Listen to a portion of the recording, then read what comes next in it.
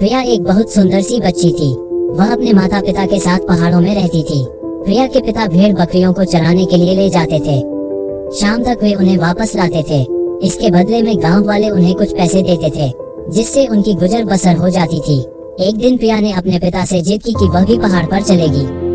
उसके पिता ने प्रिया की बात मान ली, लेकिन उससे कहा, बेटी मैं तुझे ले तो जाऊंगा, लेकिन तुझे मुझसे वादा करना होगा कि तू अकेली इधर उधर नहीं जाएगी।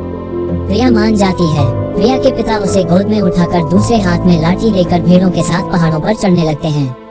पहाड़ पर पहुंचकर वे थक जाते हैं। पहाड़ों के पीछे एक बड़ा सा हरी घर का मैदान था। सारी भेड़ें वहीं घास खा रही थी।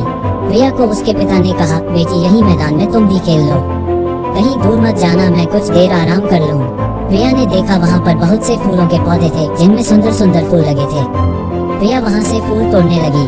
तभी उसे कुछ आवाज सुनाई दी, हमें बचा लो, हमें बचा लो। यह आवाज सुनकर प्रिया डर गई।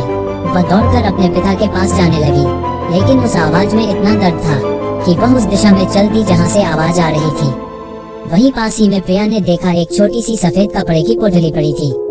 वह पोटली के पास गई तो पोटली हिलने लगी। उसमें से आवाज आ रही थी, हमें आजाद कर दो, हमें बचा लो।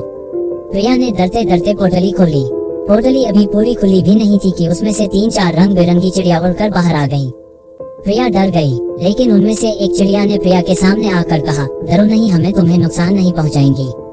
चिड़िया को इंसान की आवाज में बोलते देखकर प्रिया ने डरते हुए कहा, तुम सब हमारी आवाज में कैसे बात कर रही हो? एक नीली चिड़िया ने कहा, हम दूर देश की राजकुमारियां थीं, एक जादूगर ने हमें यहाँ कैद कर रखा था। हमारे पिता से उसने हमें छोड़ने के बदले राज्य मांग लिया। राज्य लेने के बाद भी उसने हमें नहीं छोड़ा। प्रिया ने पूछा, लेकिन अब क्या होगा? तुम वापस अपने असली रूप में कैसे आओगी? ये सुनकर एक चिड़िया ने बताया, इस पोटली को अगर तुम तोड़ दो तो जादूगर का जादू खत्म हो जाएगा और हम असली रूप में आ जाएंगे। जादूगर का जादू खत्म होते ही हमारे पिता भी आजाद हो जाएंगे, फिर वो जादूगर को कैद कर लेंगे।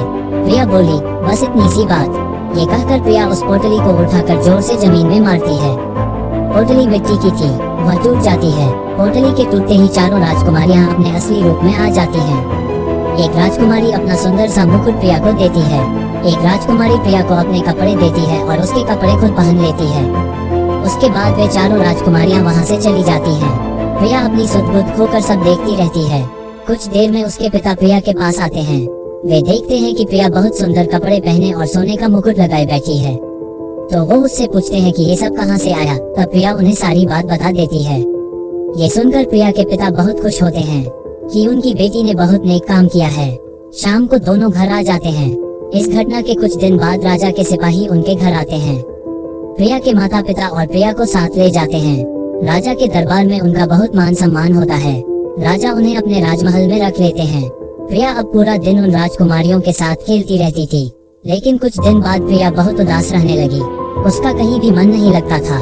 एक दिन राजा ने प्रिया के पिता को बुलाकर इसका राज पूछा तो उन्होंने कहा, राजा जी आपका महल बहुत सुंदर है, लेकिन हम लोग पहाड़ पर रहने वाले हैं, हमें यहाँ घुटन महसूस हो रही है। वहाँ टूटे घर में भी बहुत शांति थी। प्रिया भी पहाड़ों को याद करके उदास हो गई है। राजा उनकी बात समझ जाता है। वह अपने आदमियों को भेजकर प्रिया के मकान की जगह सुंदर सा मकान बनवा देता है। उसके बाद राजा बहुत सारे उपहारों के साथ उन तीनों को विदा करता है। प्रिया अपने घर पहुंचकर बहुत खुश हो जाती है।